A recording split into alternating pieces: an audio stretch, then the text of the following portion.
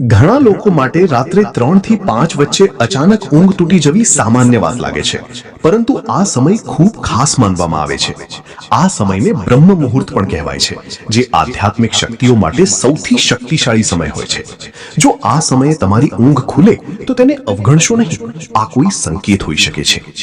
કેટલાક માન્યતાઓ મુજબ આ સમયે બ્રહ્માંડ તમને કંઈક કહેવાનો પ્રયાસ કરે છે. કદાચ તમારા મનમાં ચાલી રહેલી ચિંતા, અધૂરા કામ અથવા કોઈ આંતરિક અવાજ તમને જાગૃત કરી રહ્યો છે. આ સમય ધ્યાન, પ્રાર્થના અથવા શાંતિથી બેસીને પોતાના વિચારોને સમજવાનો શ્રેષ્ઠ સમય છે. જો વારંવાર આ સમયે ઊંઘ તૂટે તો તેને નકારાત્મક રીતે ન લો. તેના બદલે આ સમયનો ઉપયોગ કરો. થોડી પ્રાર્થના કરો, ભગવાનને યાદ કરો અથવા તમારા લક્ષ્યો વિશે વિચાર કરો. આ તમને માનસિક શાંતિ અને નવી ઉર્જા આપી શકે છે. યાદ રાખો, દરેક સંકેત પાછળ કોઈ કારણ હોય છે.